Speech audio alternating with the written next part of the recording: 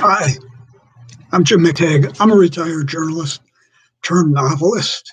I wrote a book called Follow the Leader, Murder and Mayhem on Capitol Hill, but that's not why we're here. Uh, I have an uncanny ability to walk in on news events. I apologize for that light back there. I'm not a professional videographer, which segues into what why we're here. I wanted an easy camera to carry around in my pocket so that when I happened upon a news event, I could easily record it. And so I saw, you know, Black Monday advertisements for the Polaroid Cube, really small camera. Act two, it was only $25, and it came with a host of accessories, which are pretty much useless. But anyway, $25 is pretty cheap for a camera. And I looked at all the YouTube videos, and it made it sound like it was so simple that a child could operate it immediately out of the box. That's not true. It took me about 3 or 4 hours to master this thing. It is not intuitive. Let's start with the button on the top of the camera. You turn it on, you hold it down, you hold the button down. Then when it beeps, it shows a green light. And then when you take a still picture, you push the button once. That's a picture. But to get a video, you have to push the button twice, and that's tricky. You become like a Jeopardy contestant trying to figure out the proper sequence for 2 pushes. Because if you're too slow, you end up taking 2 still pictures. And the button is actually, it feels like there's some kind of a plastic spike in there, and you have to really get the spike, but it has to be 2 really fast clicks. I just did 2 really fast. Now the red light should come. So there, it's taking a video, but it took me a long time to master that.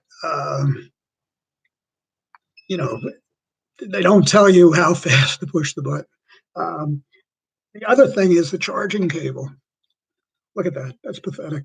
Like, I'm going to use this as a dash cam, but you can't hook it up to your USB port in the car because the cable is too small.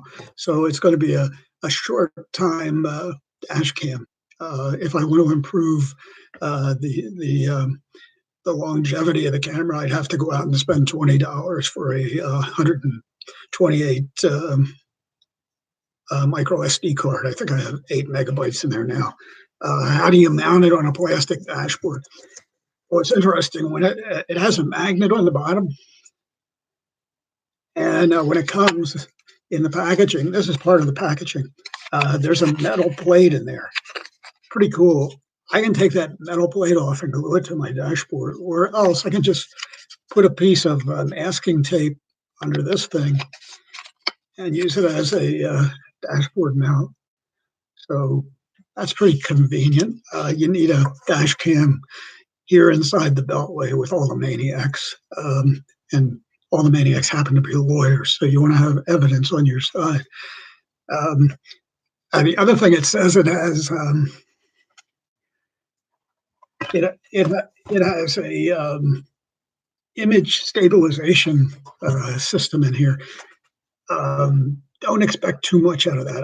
I walked around town trying to do a video of a typical walk around Old Town, Alexandria, Virginia, which is a lovely town. And it's just, the whole thing was herky-jerky. You couldn't watch it.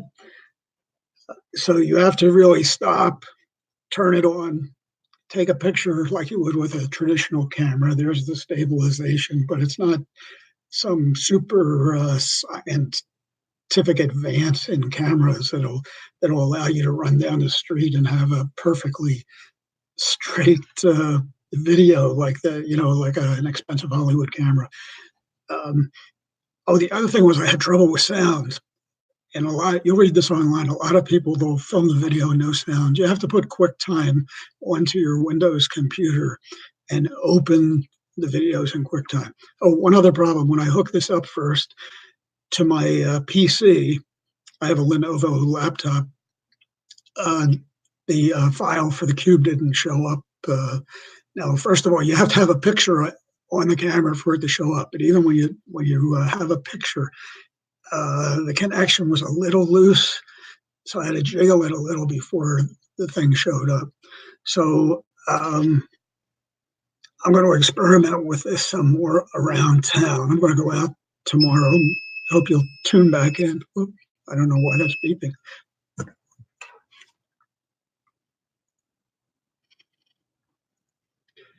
Uh, I'll go out tomorrow and film it again and put something online and show you how good it is. Let me add that they have a new camera out for about $100 that has Wi-Fi.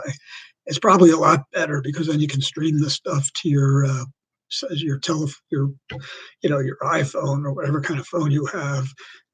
You can stream it to your computer more easily.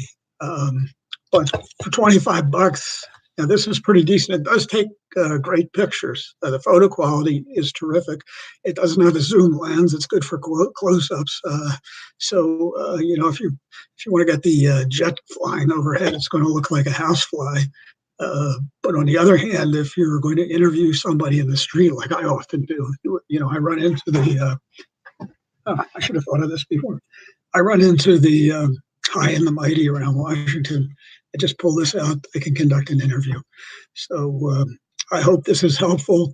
Again, I don't want to discourage you if you buy it. I just want you to be aware that you're going to have a lot of hassles, and you're probably going to have to devote 2 or 3 hours before you become comfortable with the Polaroid Cube Act 2.